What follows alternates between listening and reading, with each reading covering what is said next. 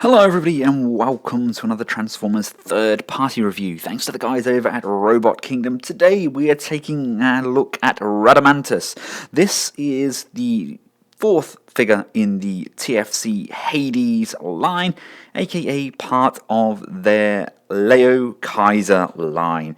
The third figure is en route. He is of course their Jaguar.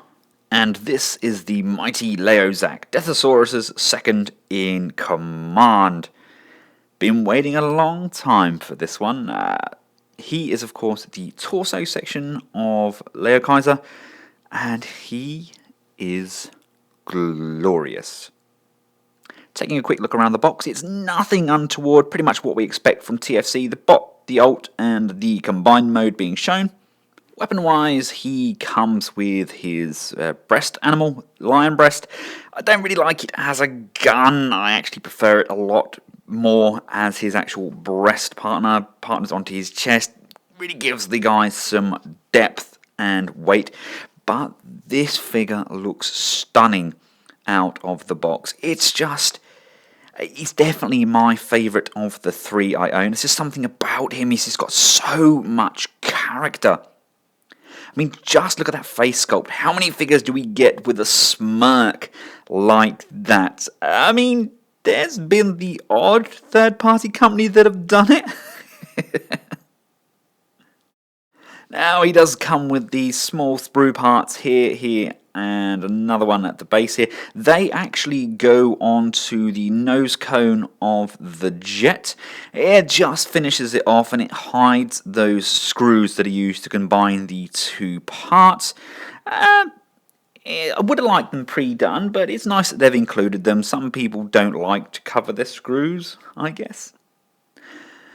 The gun itself is okay. It's nice paint applications on there, good, crisp, nice nod to the original toy, but like I previously mentioned, I'm not a huge fan of it in gun mode. I prefer it combined on the chest. Here it is. Do you see what I mean about it really bulking up that upper torso, and it really breaks up the grey coloration area? He looks grand. Here he is with his comrades in arms. This is going to be an amazing team. They are going to look phenomenal together. Detailing wise, he looks glorious. Really, really smooth paint applications throughout. Love the use of gold on the chest and that face. Bit of light piping there for the light piping fans. Really digging the chest. Gold accents on there. Love the red on the shoulders. And some of you may or may not have noticed he does have some rather knobbly elbows. They, of course, are the combining ports. I can forgive this because he is a gorgeous figure. Some of you won't like those. Obviously, they can be hidden just by rotating the arms around, and they go to the back. And that's how you're meant to display them. I mean, I don't display my figures back first, but they are there. Let's bring those to your attention. The waist and legs, say the gold accents there, really do break up that crotch area. These flaps do, of course, move, which will aid us when giving him some leg articulation. Lovely, lovely paint throughout. The detailing isn't over the top, is it? Some of the companies go really over the top with the detailing. There's enough there to make this an interesting figure, but nothing really untoward. Just enough to keep us all happy. Very solid figure. Feels like it's made of a very good plastic, something we've come to expect from TFC.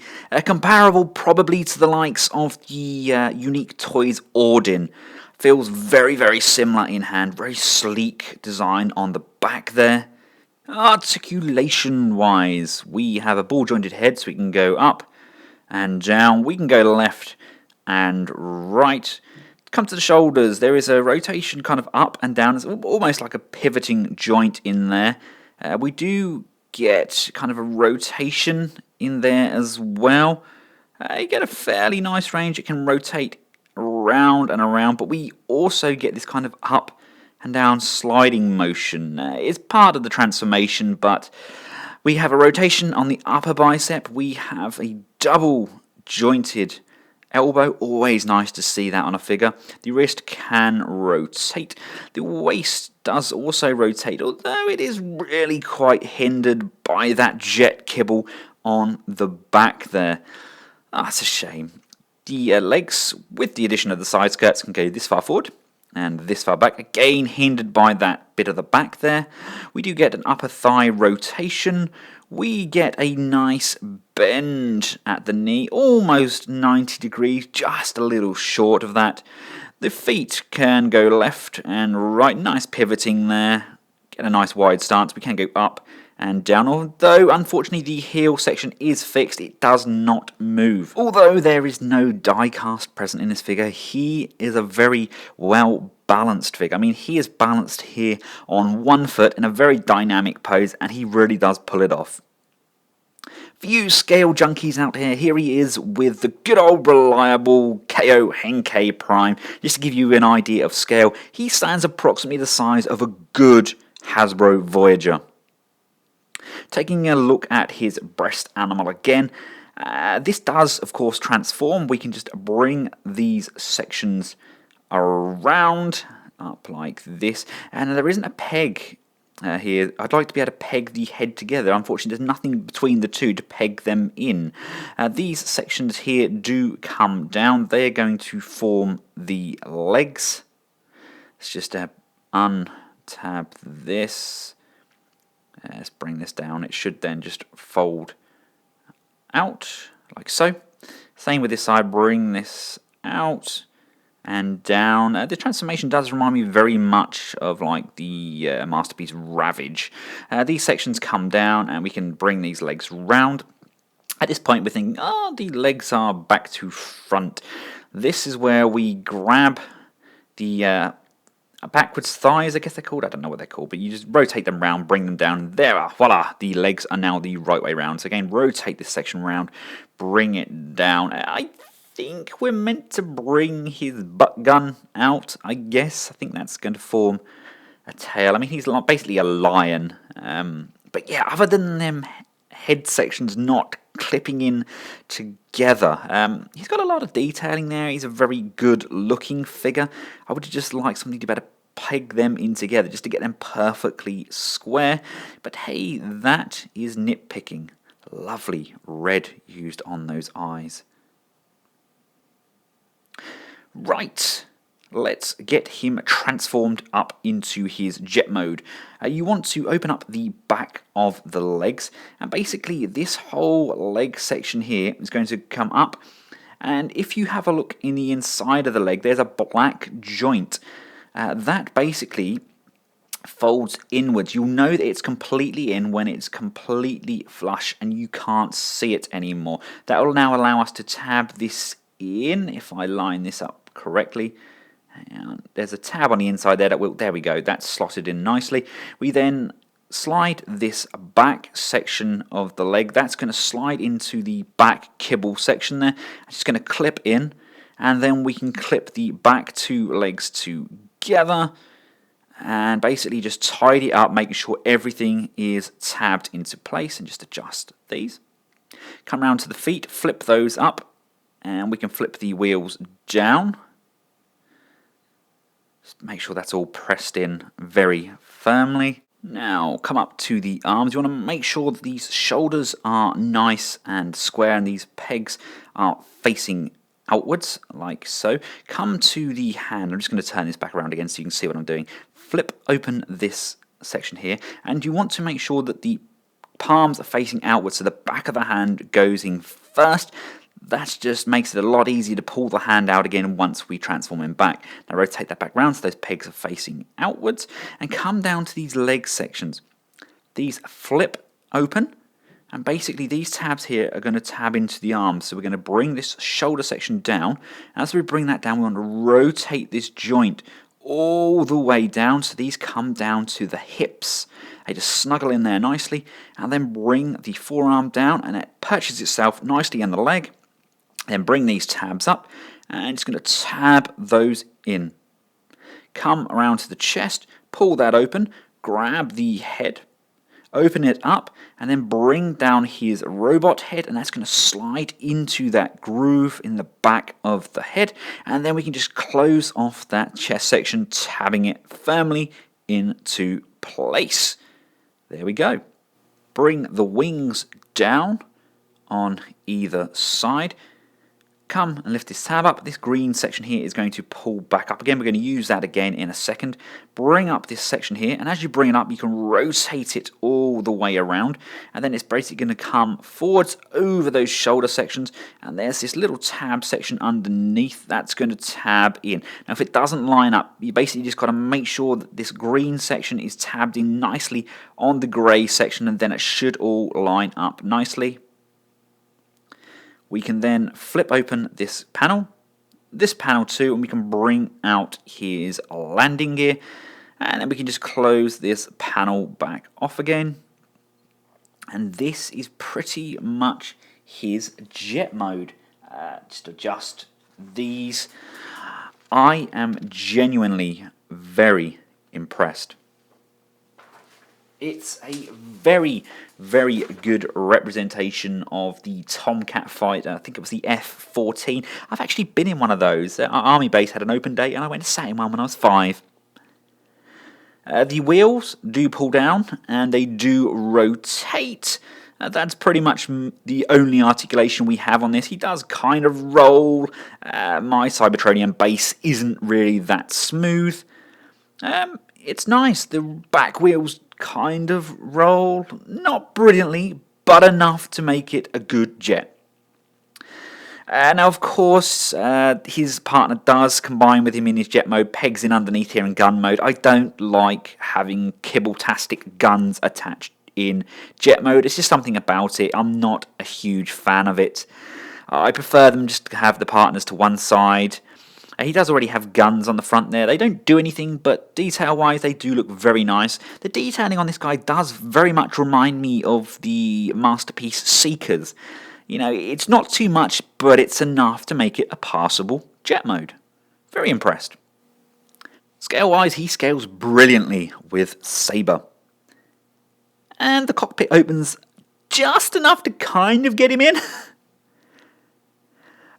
Anyway, to transform him into his torso mode, you want to just pop the landing gear back inside and close that section off.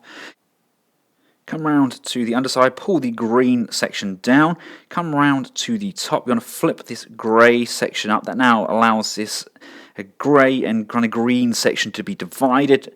Pull the nose cone section off, and you want to give that a big rotation around, and that's going to bend back on itself, and there's a tab underneath here and a hole here that's going to tab together, and that will lock in firmly. That basically secures the nose cone as part of the chest.